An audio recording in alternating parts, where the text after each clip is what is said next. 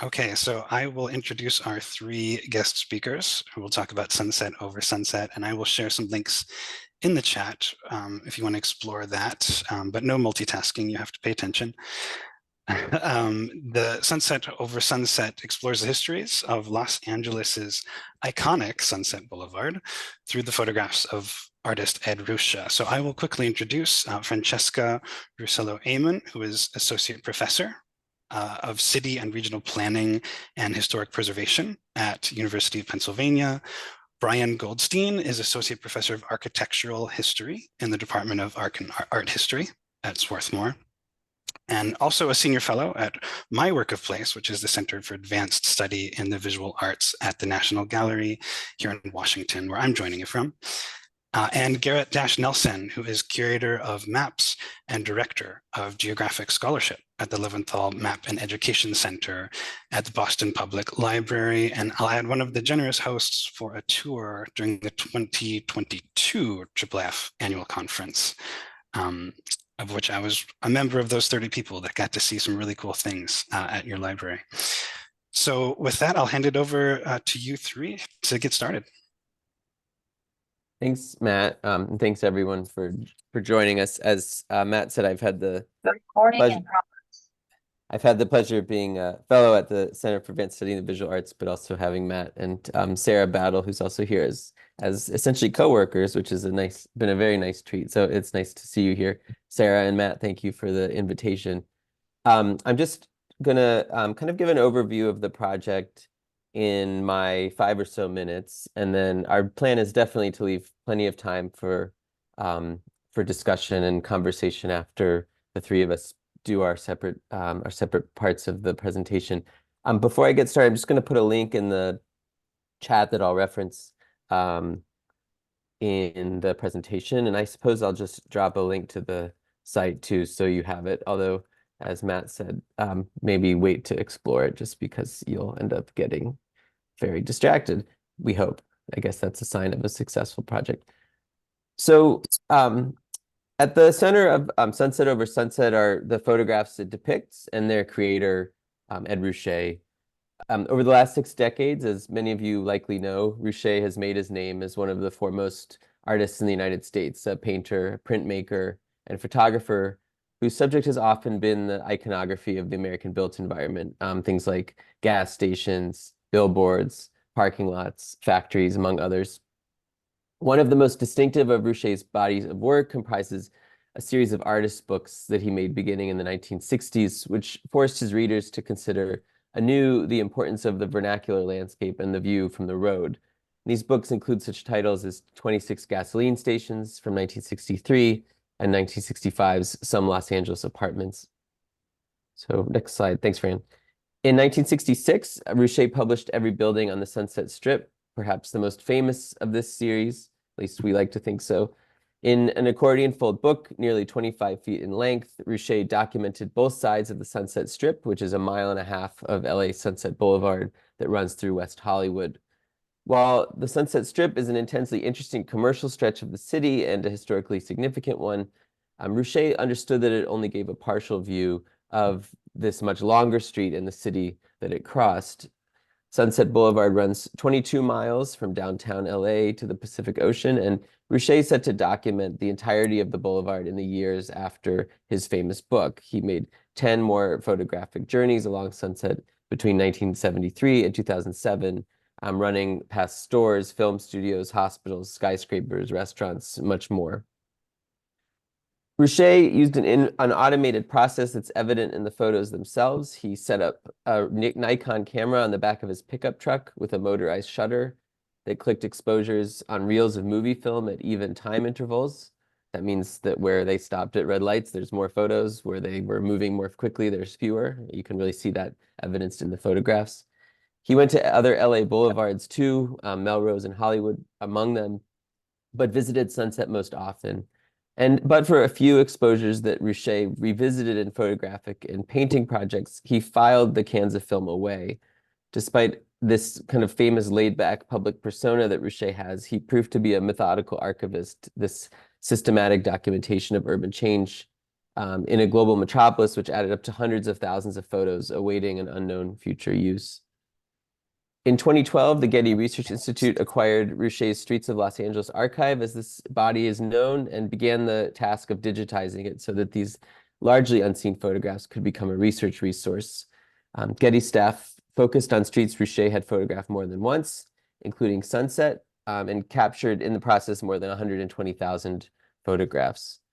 In 2018, the GRI, Getty Research Institute, issued a public call for researchers interested in interpreting Ruscha's archive.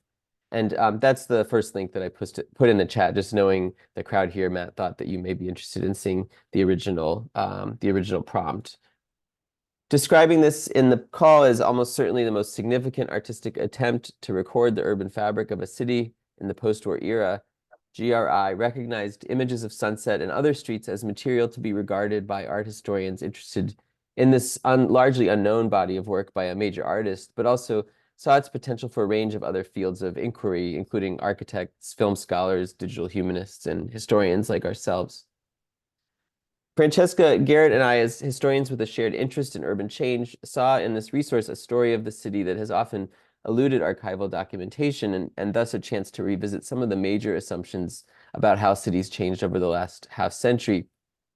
The classic story of urban change in the late 20th century has focused on the impact of large-scale projects and plans publicly funded in the immediate post-World War II period, and more recently, the product of public-private partnerships. In LA, you might consider projects like the urban renewal of Bunker Hill, the construction of Dodger Stadium. You see images of those two here. And more recently, the construction of what was originally known as the Staples Center, the downtown arena. While those kinds of large-scale changes to the city have been important, their top-down nature, the prominence of the personalities that drove them, and the comprehensiveness of their documentation and archives has, we would argue, served to overstate the degree to which these kinds of massive gestures were the driving force of cities between the 1960s and the early 2000s. While we know that people were constantly remaking the city through small gestures during the same decades, small-scale changes, think of things like facade changes, 2 lots giving way to a single building, or even repainting or a new sign, have largely escaped archival documentation. Incremental moves don't really exist in public reports or mayoral papers or even building records. As historians interested in those kinds of small moves, we were struck by the rarity of Ruscha's documentation as, among other things, a very careful accounting of how individual properties changed over relatively short intervals of time. I should say changed over incremental intervals that are short in between them, not a every year record, but a many year record. In Ruscha's photos of buildings renovated, businesses expanded, signs changed in font and language, and trees grown or removed, we found innumerable stories about how people on the ground have remade the late 20th century city. Stories of individual entrepreneurs making their way in a new home, changing populations, and the material evidence of bigger transformations like global immigration, climate change, and economic consolidation. We were eager to research those histories ourselves and through the website that we're showing you today to make them accessible to other people also.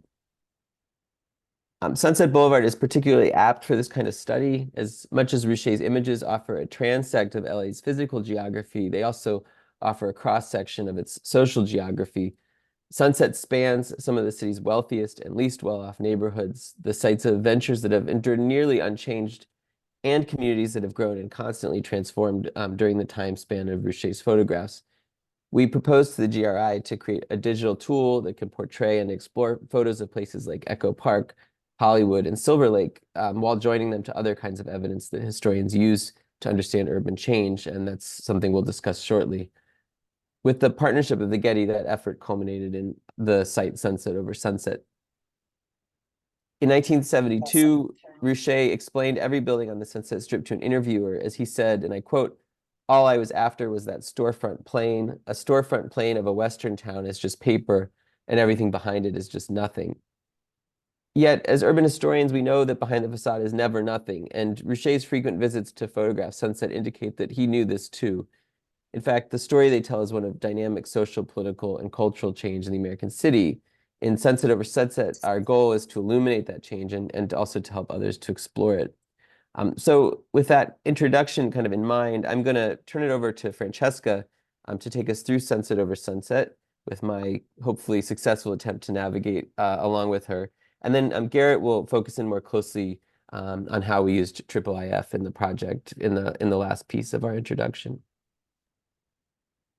Thanks, Brian. Let me share here. Hold on, Fran. Yeah, no, that's great. So hopefully that's a little bit of context for Ruscha's project and for our project too, and the collaborations that we've had up to this point.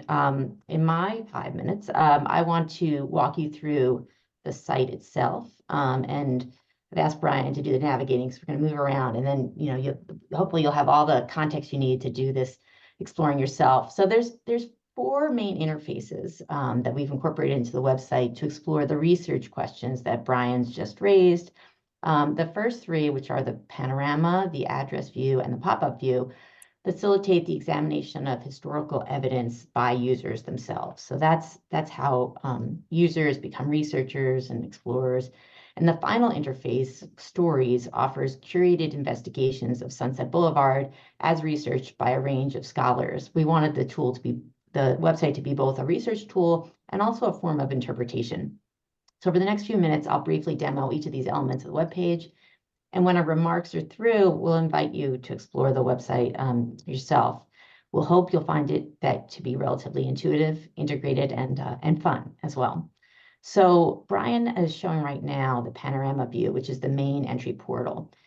We've organized 6 years of street views, arranged year over year, one for each decade of Ruscha's photographs of sunset. You recall he drove up and down this boulevard 12 times, but we shrunk it down to this one view per decade. By clicking the head east or head west buttons, simply scrolling right or left with individual taps on the keyboard arrow keys, or clicking on any spot along the diagrammatic street outline that you see at the top, you can make an even bigger geographic leap. And these are all the ways to move along Sunset Boulevard, comparing visual change as you go. Although Ruscha photographed more than 20 miles, as Brian mentioned, we focus on a 10-mile, largely commercial stretch for closer analysis. The scroll distance slider there, just below the map, allows users to control the speed of their travels along the boulevard, adjusting the distance traveled with each arrow click. And the search and filter dropdown enables users to jump to a specific address or to turn certain years on or off if you want to juxtapose, one year adjacent to another. And clicking the Look South or Look North button on the left there allows users to shift their viewing orientation between opposite sides of the street. The orange viewshed indicator on the map reflects which direction you're looking. When you double click on any one image, that brings up a full screen version of that photograph in the second view that I want to discuss briefly, the pop-up view. Again, using left or right arrows on your keyboard, you can still continue to stroll along the boulevard, but this time looking closely at individual images, moving left or right, east or west, depending on your orientation. And using the plus or minus controls, as Brian has done, you can click further on any one of these photographs to zoom in still further. These are really high resolution images, and it's wonderful for people to be able to explore the particular details that they want to see. In order to represent the urban world that the photographs depict, on the website, we organize Ruscha's work spatially rather than in the folder structure that's maybe typical of a traditional archive.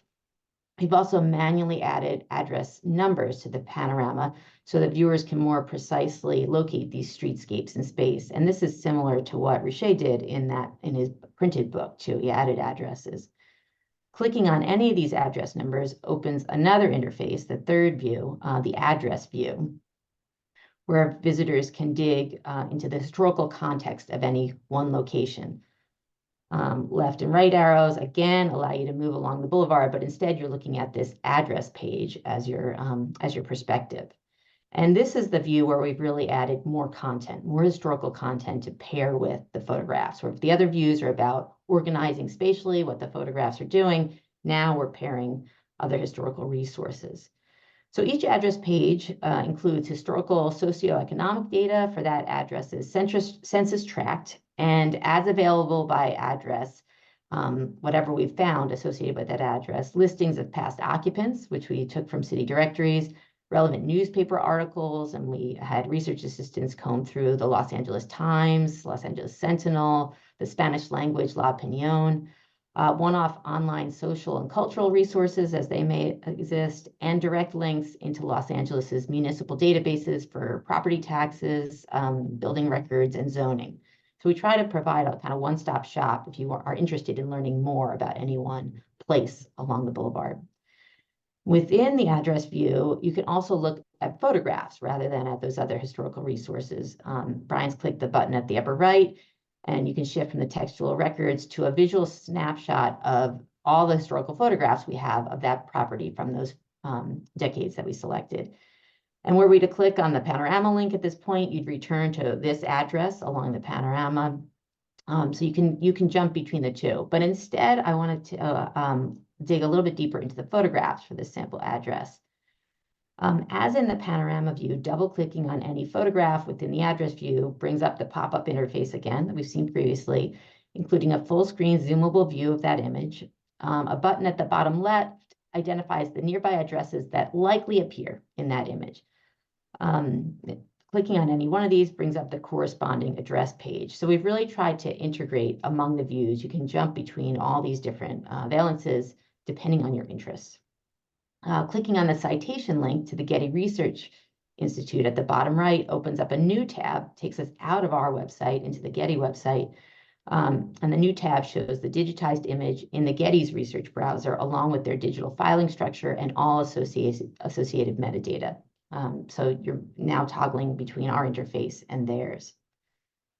Finally, I want to take you to the fourth and final view, which is the stories view. I remember I said the first three are about research and exploration. The third is about interpretation.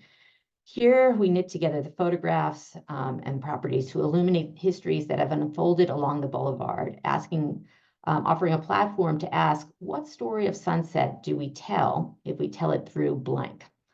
And that blank in that question might include, for example, gas stations, banks, restaurants, palm trees, signage, transportation, sex work, Latinx businesses, mini malls, LGBTQ spaces.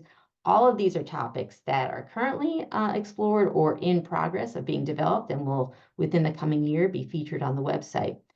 And each of these lenses reveals specific stories of this street, as well as larger urban histories across decades of extensive physical, social, economic, and cultural transformation.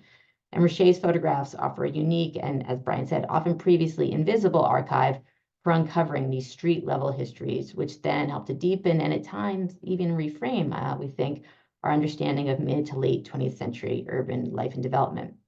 To give one really quick example, in a forthcoming story that I've authored on gas stations, I look at how disappearing Texacos and Shell stations on Sunset indexed far larger dynamics like suburbanization and the 1970s gas crisis.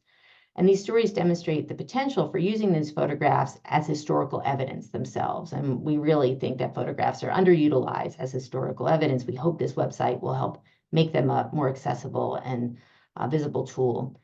To date, we've published 5 such stories to the website, with over half a dozen to be added in the coming year on our way to forming a substantial edited collection. So that's the overview of how to use the site. Now I want to pass it off to Garrett, who'll speak a bit more about the technical side of the project, including more explicit connections to IIIF. Great. Thanks, Brian and Fran. I'm going to say a little bit about how we built this site, and in particular, how the sort of scholarly considerations that my 2 colleagues have laid out about photograph collections in urban history have kind of dovetailed with technical questions and museum questions about how do we work with a set of materials at this scale and complexity.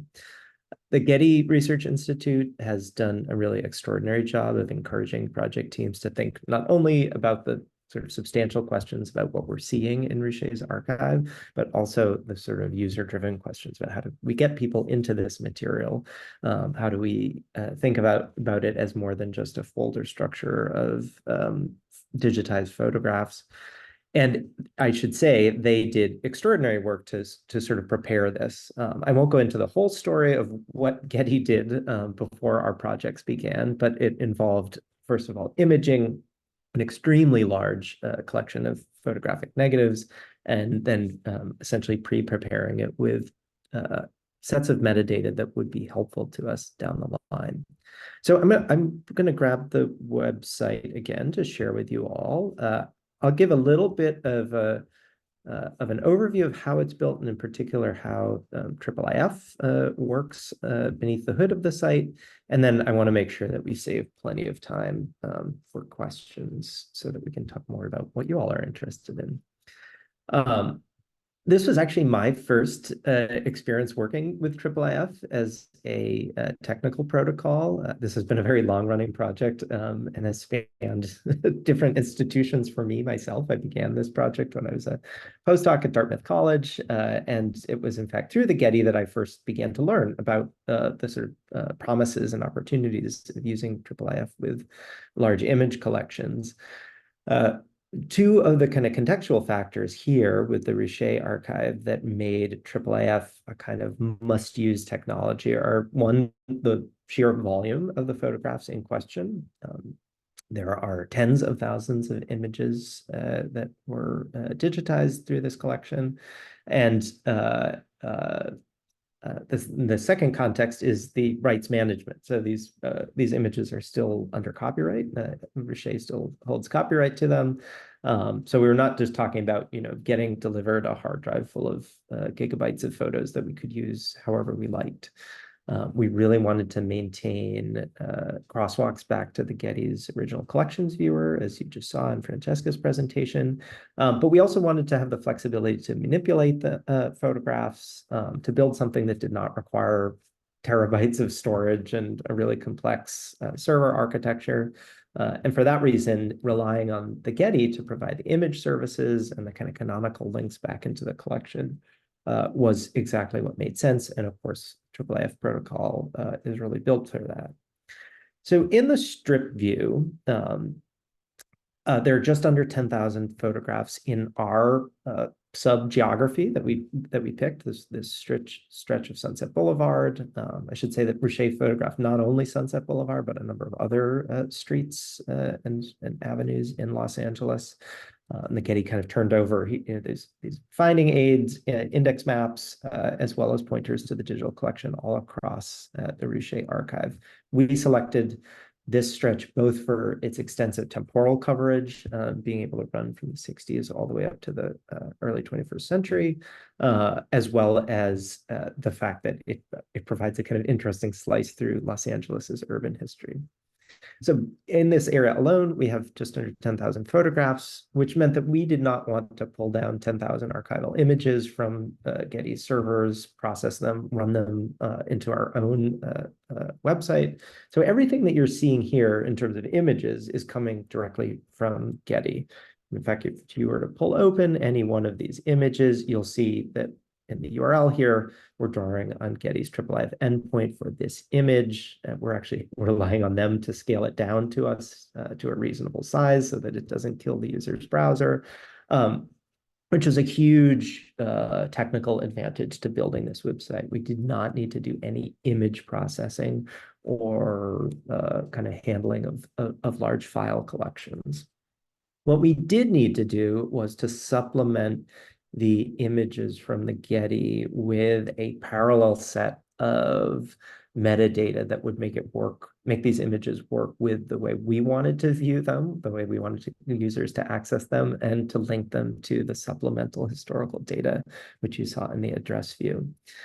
What that primarily meant was creating a new spatial index for these images. The Getty had already interpolated some rough latitude and longitude coordinates for these images. And in fact, if you were to follow any one of them back to the GRI's Research Collections viewer, you actually see at the bottom here that they have these, their geographic metadata. So they, again, I won't go into the whole technical process here, but they basically picked some known photographs along these reels of negatives, usually at street intersections, and then they sort of assumed that all the photographs on the reel in between their known control points were evenly distributed in space between them. So they, for instance, in this case, have guessed roughly that it's at this latitude and longitude coordinate and at this camera bearing.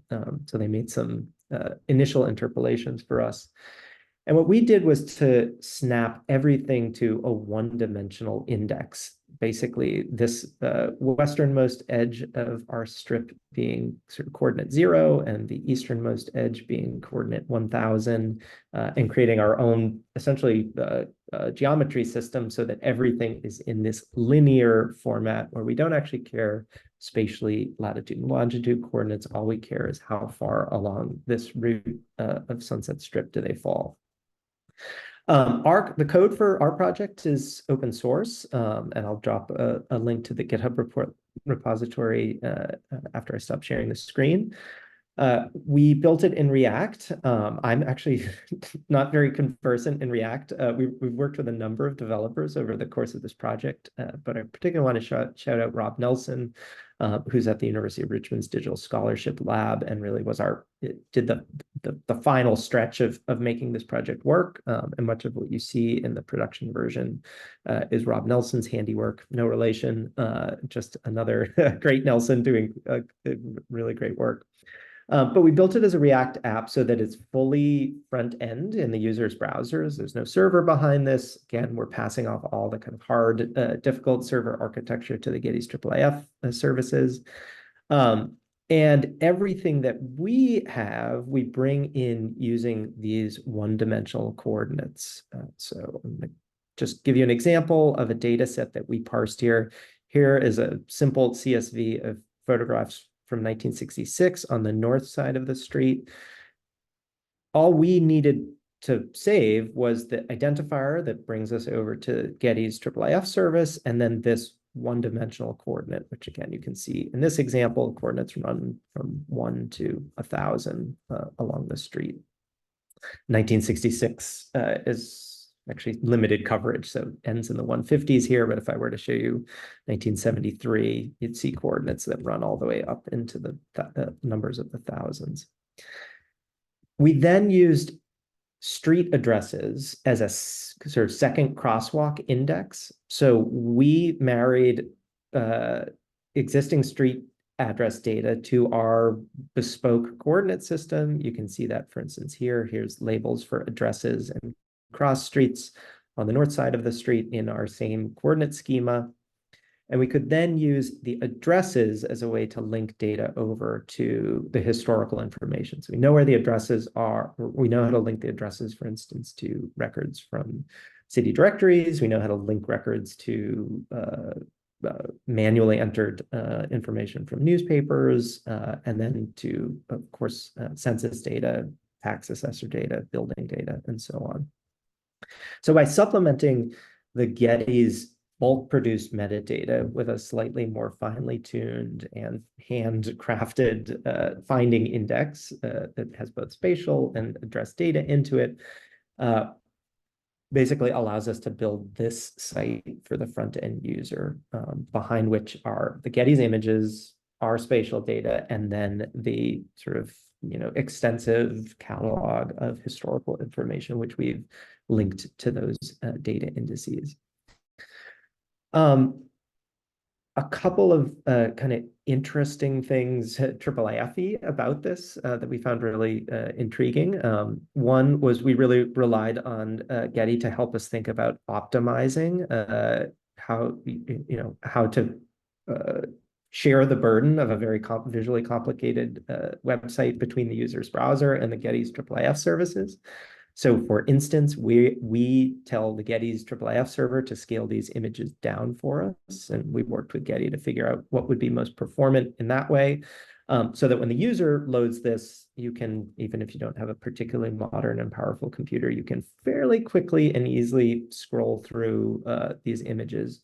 Just lost the lights in my room without bogging down the user's browser too much. And we did some experimenting. Some of the earlier versions of our site would choke because there's so many images, so many endpoints going into that.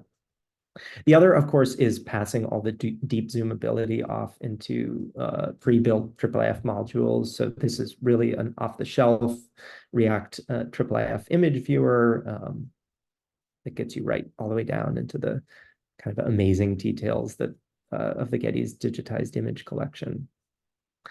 I think I'll leave the technical stuff there, though I'm happy to get down into the weeds of any of this, and just conclude by saying I think this is a project that has been really interesting for on so many levels, but in particular the way that these sort of technical affordances of how do we see urban space, how do we visualize that through historical collections and in a digital humanities project come right into kind of epistemological questions. How do we know the past as scholars? What is it possible for us to see, or what kinds of questions can we ask? And I think that's really fertile ground for museums and institutions to think through, not only in cases where we have these kind of extraordinary one-off collections like the Ruscha archive, but in all sorts of humanistic collections, thinking about what's our responsibility as interpreters, as providers of digital services to shape or make possible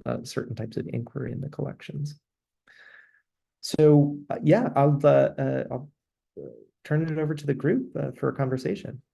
Garrett, do we want to do our little Oh, yes, activator maybe? yes, of course. So one thing that we thought could be fun, both to let you all experiment with the site and also to prompt some questions about the collection, was to invite everybody to spend about 2 to 3 minutes just scrolling through the panorama and see if you can find something interesting in the built landscape. And then we'd come back on and do a little bit of a share around to what did you find, and what did you find interesting about that experience of kind of exploring Los Angeles through a screen in that way?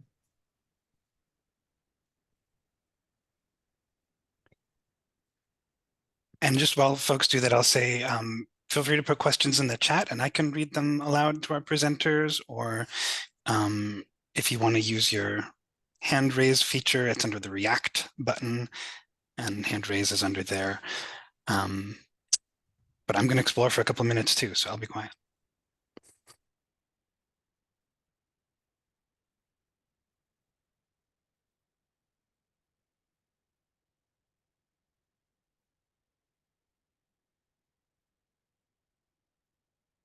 I've noticed Richard mentioned that there was a security block on the domain. I will say so this is being, for those who care, this is being deployed to Netlify.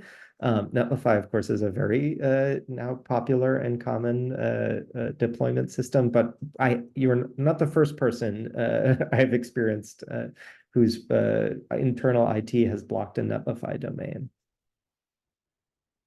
I think your offense is that it's too new. Mm-hmm. But yeah, I've asked them, so hopefully I can look soon, or I'll just look at home anyway. It also works on mobile devices. I don't know if you can use your smartphone. Yeah, it's we didn't mention it, but we did design it to be scalable for tablets and phones. So give it a shot. See.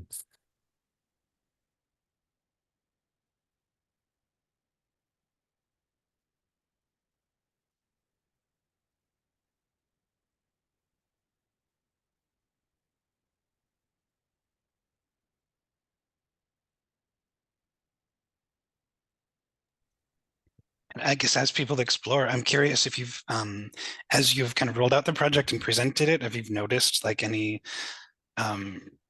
times where a whole bunch of people explored at once and you've had to, take note or make changes based on that? Or I'm just thinking of, the Getty has their research collections viewer and it's that file structure, right? And if you're navigating it that way, like there might be folders someone never opens, but when you're looking through it with your interface, like it's a whole nother way to explore it. So maybe a bunch of people land on one section of Sunset all of a sudden. I don't, we thought that happened when we launched it in March. I think, Matt, you were there and might remember that the photos were loading slowly, although it turned out that it was a Getty server issue, which I guess is not the answer to your question, but does point to another challenge of IIIF, which is that we don't, in a way, I think it's worth the gains, but we don't control the kind of back end to the same extent. So, if something happens at Getty, then we're like we email our contacts there and say, what's going on? Like these aren't loading, and typically it's something, that's temporary, but that has happened. I don't think, and Garrett, you can correct me if I'm wrong. I don't think in the grand scheme of like Getty server, magnitude, I don't think we can make enough of a difference to slow it down. I mean, if enough people did, I'm sure that would, but I think sadly our audiences are not at that scale. So, we're kind of at even on Base-Row, which is our database system we use, we're kind of like right at the edge of user, profiles, where like we aren't quite at the demand level where we're having to worry about high capacity kind of high capacity user numbers. But Garrett might have more technically sophisticated ways of saying that. Yeah, we've been assured that if the Getty's IIIF servers choke, that it's not our fault. Maybe I don't know if this might have been the gist of your question as well, Matt, but the sort of like, where does somebody start question, right? What are they most likely to see? I'm really interested in this in digital collections broadly, right? Like, how do you get casual users interested in something without just confronting them with a blank text input box to like type a word into?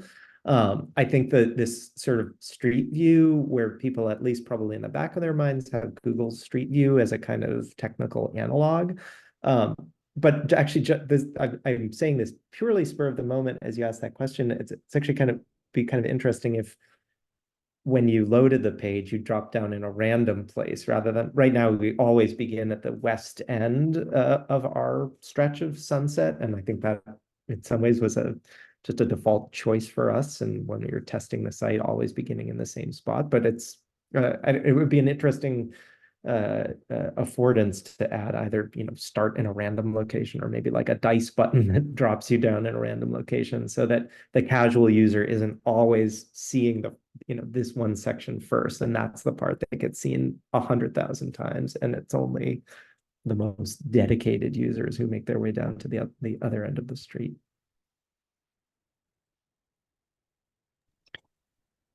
I'm just going to read Sandra's question because I invited people to put it in the chat. But if people have things they want to share, I'm still looking for one that I found a little while ago. But Sandra's asking if you could just talk about how long the project took from the inception to launch. I think we started it in 2018. I think that's when we got started. And it began with Getty really generously sent the various groups that were selected out there to talk together and give initial presentations of what they were thinking about. That was really generative. We'd be out there for a couple of days. Brian, Garrett, and I usually walked on Sunset Strip, and we walked about 6 miles of the Boulevard, actually, which was useful for thinking about how the photographs compared to that. And so we did that a couple times. Then, your calendar. Then it was COVID, and so things slowed down a little bit. But the critical thing that happened to us was that we received an NEH Digital Advancement Grant in 2021, starting in 2021 as a 2-year grant. And we were able to extend it because of some COVID delays. So it lasted for 3 years, and it finished at the end of 2023. And that was the critical funding that enabled us to hire the developers to bring the prototype to implemented reality. So the reason why we've partly, this will continue to develop, we'll have more stories, but we thought at the end of the grant, we do have a fully functional website. We want people to interact with it. We want to learn from that. We want to hopefully stimulate more research using it. So we launched it in March officially of this year, and now it's out in the world, and we hope to continue to add to it. So, about 5-6 years in total, probably prolonged a little bit because of COVID, but the 3 years with the grant was the really big implementation time. And the prior years were really important, just thinking and questioning what we could do. And Garrett developed a very initial prototype that we used to even figure out if a developer would be capable of and interested in implementing our ideas.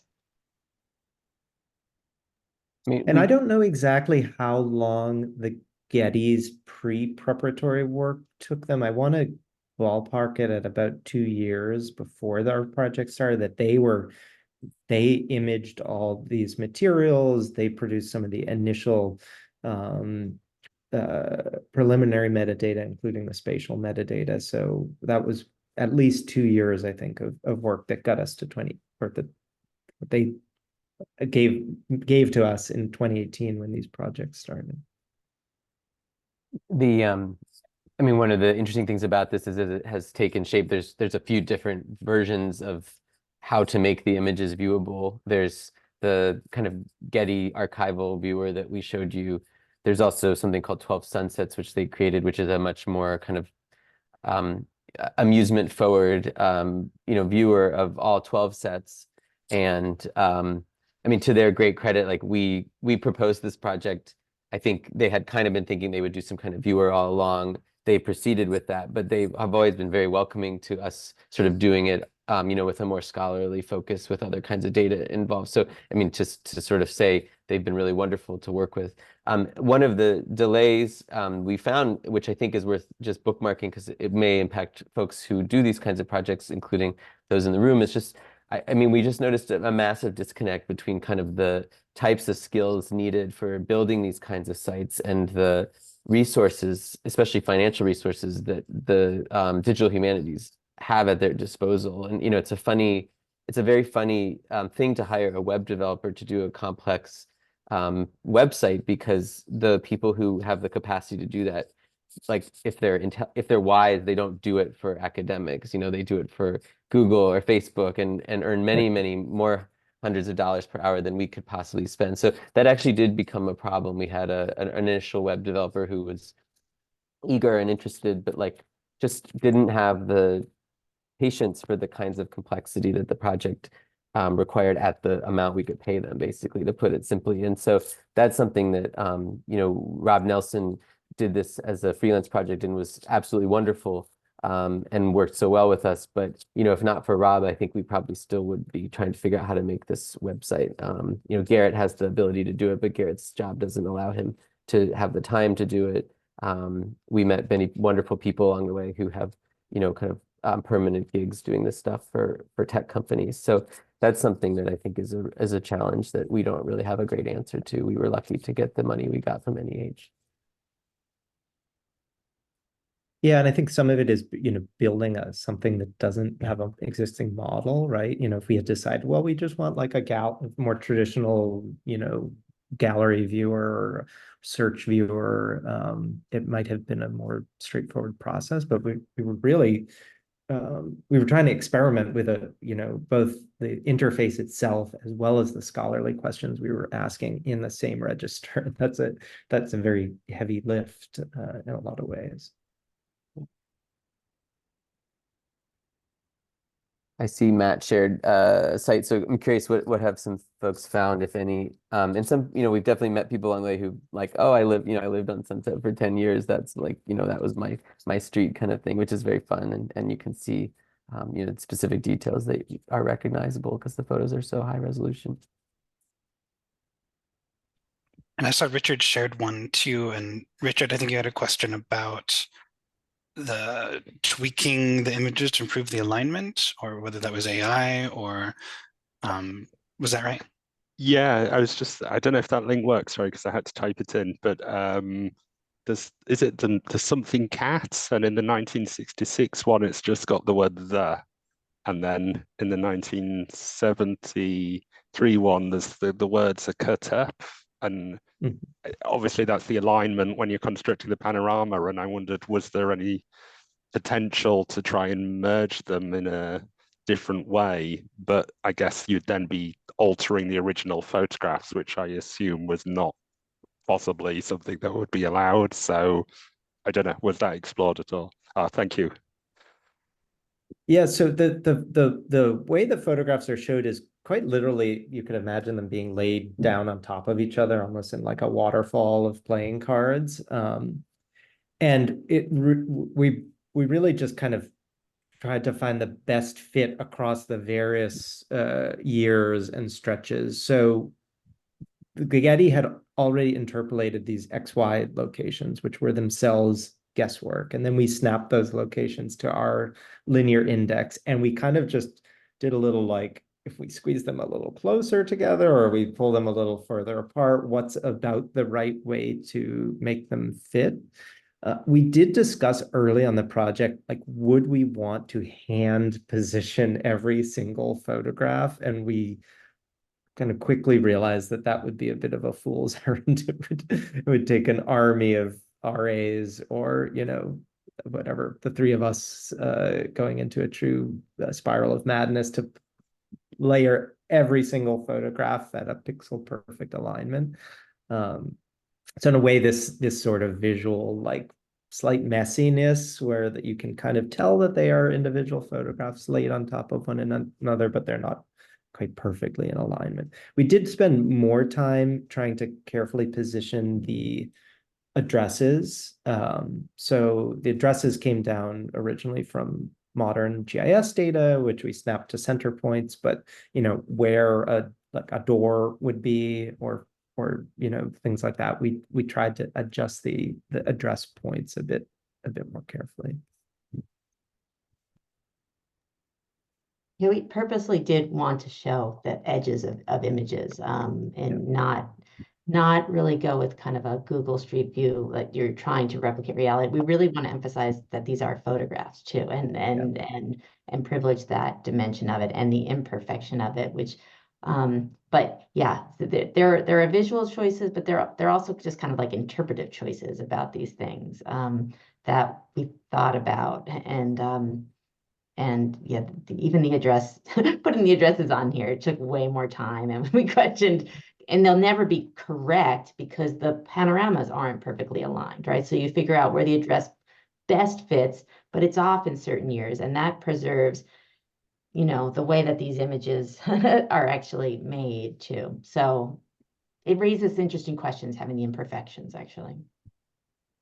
And I mean, the actual work of kind of locating them along the 1,000-point you know, line that Garrett described was so interesting because it was actually very old-fashioned. I mean, Francesca and I just looked at every image. One of us did the north side, one of us did the south side, and looked for addresses and then approximated their location on the line. So we both have a very good knowledge of one half of Sunset as a result. But you know, there was no even image you know, even character recognition software, which Stamen used a bit in the 12 Sunsets version of the project that Getty commissioned. It wouldn't have been accurate. You know, there were places where the address was, you know, so tiny we had to sort of dig in deep to find it. And that was kind of interesting, just as a reminder, I guess, of how, you know, ultimately there's a very analog aspect of a city. You know, why does this address have a half on it? You know, why is this address changed? You know, why is it obscured? Those are all questions that are actually social history questions. They're not really questions of technology. At the same time, I will say, you know, the like advent, and nobody here needs to be told this, but you know, the advent of AI, like kind of entirely this sort of ease of access changed entirely in the course of this project. So, you know, in 2018, none of us would ever have even thought about AI as a part of this project. A few years ago, we were looking at things like alt text, like how do you do alt text for a massive number of images, and we didn't have the capacity or resources to look into it. But I know from talking to Matt, you know, that this is something that many museums are asking, and maybe AI would be a way to do that. That would certainly be an interesting kind of addition to the project someday, to think about how do you make a project that's fundamentally image based accessible for people who don't experience it through their site, and that's something that, you know, we would love to continue to explore if ever the opportunity presents. I'm going to read a question from Sarah real quick, but I just wanted to say that, kind of jumping back to what Garrett was saying, that it's interesting to me, there's this kind of base layer, like data service from the Getty as the cultural history institution, and then you've, you know, presented it, you've added to it on top, and it's this kind of relationship. I don't want to say it's unprecedented, it's just like, it's an interesting direction. And you know, all this work you've done manually with addresses is on your GitHub, right? So you could kind of look at that process, like there's a record of like all that manual work you did and how you synced it up. This is fascinating to me, and I don't have much other to say about than that. So I'm going to read Sarah's question, which is, how have the folks who lived on Sunset reacted to this resource? And she's thinking about interpretation of the stories section. And she instinctively looked for an Airbnb neighborhood address that she's visited before and learned so much about the space in a short amount of time.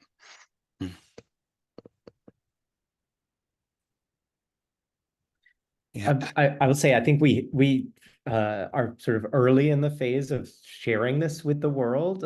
We've mostly been speaking with our kind of scholarly colleagues and museum colleagues at this point. I know we'd love to do more of that, and we did have a chance, the three of us, to walk Sunset with an early version of this on an iPad, and it was really amazing to actually be physically in the space and kind of look at a streetscape and then compare it across time. And it was clunkier then than it is now, so it's time for us to go back and do it again. But Brian, Francesca, feel free to add. I mean, anecdotally, I've heard from a few people who lived on or around Sunset, and you know, I think it's a very weird version of an experience that they've had before, digestible in a very different format, but lots of enthusiasm. Margaret Crawford, who wrote the Mini Malls essay, who's a noted urban and architectural historian at Berkeley, she taught at SciArc for a number of years, and I think UCLA also, and she lived right off Sunset, so she was, you know, like a very busy person who had no need to do this, you know, essay writing for our website, but was like, absolutely, like, you know, this is so exciting. I love Sunset. I know this place so well. I also we've met a couple colleagues who are Latinx and grew up in very different parts of Sunset, like the Echo Park neighborhood. Alberto Lopez, who teaches at University of New Mexico, grew up right in Echo Park and was telling me all about, you know, just how kind of excited he was to see this place. And we have another essay on Latinx Sunset that will be published at some point. And the writer is also an Angelino who similarly kind of remembered taking the bus up and down these streets. So I think, you know, one of the goals of the site is that it remained very open-ended, allowing for opportunities for interpretation, but was not extraordinarily argumentative. I mean, we have like an interest as urban historians in the small scale and what questions it can answer, but as much as possible, we tried to create the site as a resource for asking questions rather than for answering questions. So I think that, you know, plays well to our advantage because we're not reading Sunset for other people. They're ultimately getting to read it for themselves. And I mean, one of the great things that I think all of your observations are showing is the way that, you know, someone interested in music can find lots to look at. Somebody interested in restaurants can find lots to look at. If you're interested in, you know, the history of bus stops, there's a lot of those too. So there's an interesting way that there's all these different kinds of history you can tell. Ellen, I was just going to mention, I see we're looking at Whiskey A Go-Go in the site, which is 8901 Sunset. And I don't have a firm answer for you, although I think that's exactly the kind of thing that we find really interesting. And actually, we have an essay on queer Sunset that just went up, and the author writes about a place that's very much a kind of it's today like a sort of prominent LGBTQ owned bar and restaurant that very much sort of exhibits its history as a queer space. But one of the really interesting things he shows is actually by looking at the photos, you see how it's been sort of sanitized and enlarged and made into a much less politically radical place than it was in earlier photos, and that also the photos show that it hasn't always been that place. That there was a period when it was like a Latinx gay bar, and there was a period I can't remember what the other intervening thing was, but I think showing how a lot of the kind of ideas of continuity are ultimately disrupted. And Whiskey A Go-Go seems indeed to have, I mean, I see articles on the address page that it was Whiskey A Go-Go in 81, and it seems to have been Whiskey A Go-Go in 90, but at some point it was not Whiskey A Go-Go in between, and that would suggest maybe that ownership changed, or, you know, that there's some revival of this well-known club. But that's the kind of questions that we're really interested in the photographs revealing. And I wanted to just. It's a great. Oh, go ahead. Go ahead. No, go ahead. No, I was going to switch to something else. So if you want to respond to this, go ahead. I was just going to say it's such a great example of how this, you know, we want people to be able to switch back and forth between the photographs and other historical sources, right? So that's you know, one could start there and go to the tax parcel history, you know, maybe look for newspaper records, right? We tried to create the pathways for those kinds of research questions, both making the photographs available to prompt the questions and then say, okay, well, where else could you go to find the answer for a question of what was going on with whiskey in the mid-1980s? I want to share one other element to the process that we haven't really discussed at all, which is when we got the grant, we convened an advisory board of individuals with varying different connections to this project, some related to with expertise in LA, some thinking about photographs, some about Ruscha. And we did a session with them just trying to ask, what would you like to see? We showed them the prototype and with dreaming big. And there were a lot of different ideas, including that people could actually, users could input information that they found. Maybe they went down a rabbit hole trying to figure out what happened to Whiskey A Go-Go. They could, or that you could collect things in a shopping cart, collect your photographs, like really interesting things that maybe someday we could have. But then there were also just questions of, what's feasible for us to do. And we did implement some very good suggestions that they offered about navigation and about the map, which we didn't actually have at the beginning too. The advisory board was another really helpful input to us, that we were able to give them some compensation for their time and involvement as kind of beta testers throughout the process, thanks to the grant. And that was really critical, thinking about what will different types of users.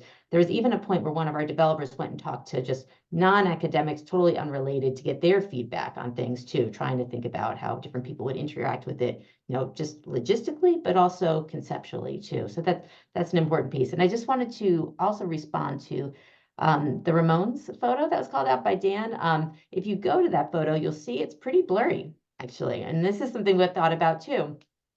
A portion of the 1995 set, they're just blurry. That's how the photographs are. And we thought about, do we switch years?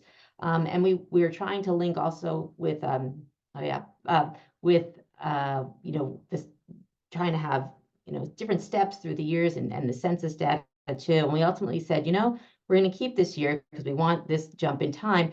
And also it does show the nature of these images too. And again, getting back to their imperfections. So you happened upon a photograph that raises one of the things we grappled with too. And I'll jump in to say we're at the hour, so a lot of folks might need to jump off now. But thank you so much for your presentation. And if anyone has lingering questions, I saw you have an email address on the site, kind of an info@ kind of email. Also our museums group Slack, we can always forward questions for anyone that wants. And I need to give a quick reminder to anyone here from the museums community that would like Tristan to give a shout out or mention something at the showcase, to reach out and put that on our Slack, or put it in the agenda. He left a note there. So out of respect for time, thank you so much for your presentation. This project covers so many different areas. I think we could talk about it for hours and hours. So I'm going to keep exploring it, and I hope everyone else does too. And we'll also share this recording a little bit later through our agenda, and it'll be findable. So if you want to share the project that way. Thanks, Matt, and thanks to the audience. Yeah, and please spread the word. We're happy to hear from you all and appreciate your interest in it. Thank you. Thanks, everybody. Right.